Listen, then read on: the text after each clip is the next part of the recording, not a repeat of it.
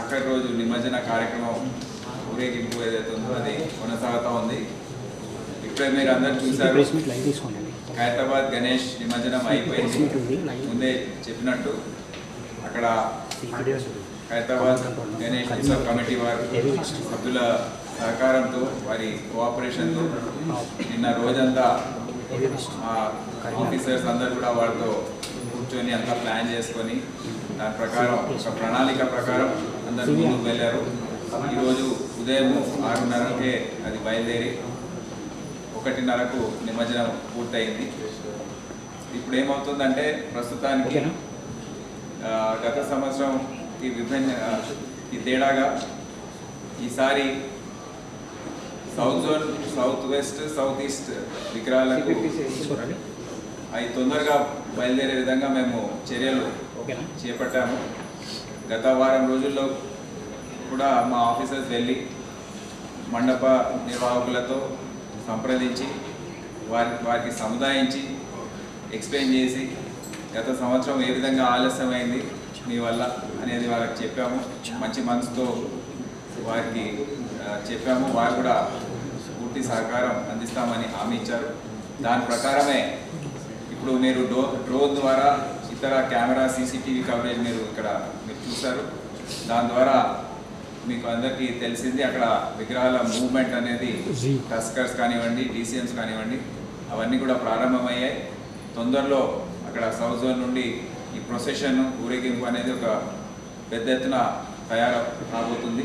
ఛత్రినాక, సంతోష్ నగర్, మాదన్నపేట్, ఫలక్నామా, మరి బాలాపూర్ గణేష్ మూవ్మెంట్ కూడా చాలా వేగంగా ట్యాంక్ బండ్ వైపు నడుస్తూ ఉంది.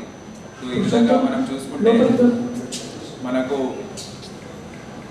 ఈ రాత్రి ఇక్కడ ట్యాంక్ బండ్ కానివ్వండి, ఎన్టీఆర్ మార్క్, పీపుల్స్ ప్లాజా ఇక్కడ వెహికల్స్ నిండుగా ఉంటాయి 6-7 గంటల వరకు.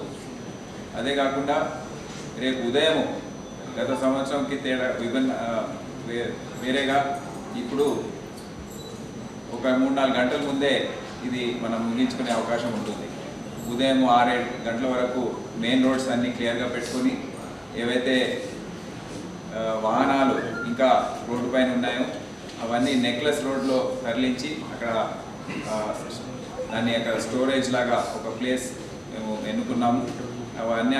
అన్నీ కూడా అక్కడ పార్కింగ్ చేయించి సీరియల్గా దాన్ని అక్కడ ఉన్న విగ్రహాలని అన్నింటినీ కూడా మేము ట్రాఫిక్ ఎటువంటి ఇబ్బంది లేకుండా ఈ నిమజ్జన కార్యక్రమం పూర్తి చేయాలని మేము ఒక ప్రణాళిక సిద్ధం చేసుకున్నాం. దాని ప్రకారం ఆఫీసర్స్ అందరూ కూడా అప్రమత్తంగా ఉన్నారు. దాదాపు 25,000 మంది సిబ్బంది హోంగార్డ్ దగ్గర నుండి డీజీపీ స్థాయి వరకు అందరూ ఈ బందోబస్తులో నిమగ్నమై ఉన్నారు. షిఫ్ట్ వారీగా వారికి డ్యూటీస్ పెట్టాం. ఉదయం ముఖ్యమంత్రి గారు కూడా వచ్చి సూచించారు ఈ ఆపరేటర్స్, క్రెయిన్ ఆపరేటర్స్ కానివ్వండి, నిమజ్జనం దగ్గర ఉన్న పోలీస్ అధికారులు కానివ్వండి, అందరికీ కూడా ఈ షిఫ్ట్ టైమింగ్స్ కూడా అంత 6-8 గంటలు అట్లా పెడితే అలసిపోతారు. ఒక 4 గంటలు 5 గంటలు పెట్టాలని వారు సూచించారు.